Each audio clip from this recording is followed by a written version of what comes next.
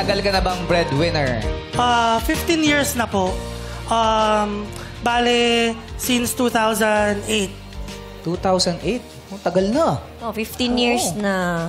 Anong mga binibenta mong insurance? So, sa Pero company mo po... bentahan. Kwentuhan. Charot. Sa company po namin, marami po kaming iba't ibang type ng insurance. Meron pong life insurance, meron pong insurance with investment, insurance with guaranteed cash, may mutual funds din po kami. Depende po sa gusto ng tao po, ng client, based po sa income at saka sa how big their family is po. So, meron ka na bang client na pinag-sample ka ng kanta? Tulad ng ginawa namin kanina. Oo, kanina. On the wings of love.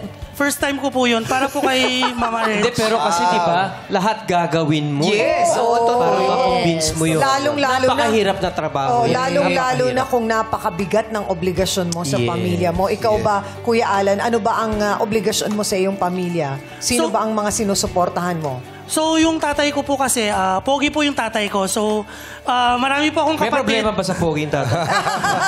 Wow. Marami Pogi sila. tatay pala. So, sana po, hindi po kayo ma-confuse.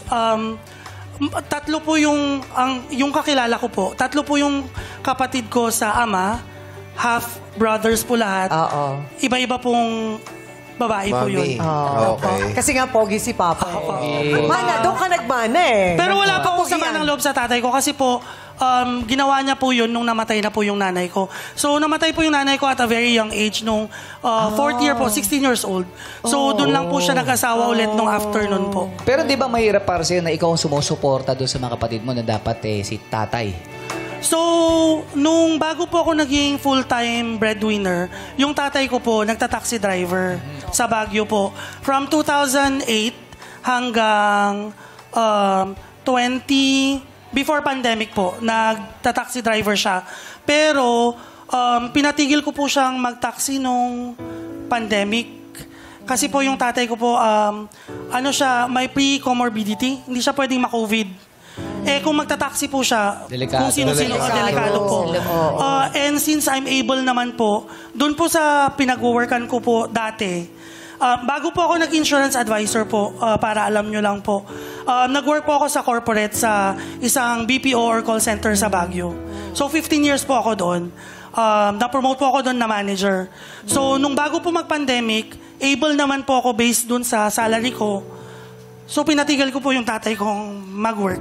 Kasi, wala na po akong nanay. Siyempre, ayoko pong mawala siya. Magiging ulila po ako noon pag nagkataon. And since blessed naman po tayo ni Lord na binigyan ako ng skill at ng opportunity na tumulong sa magulang ko, why not? Galing.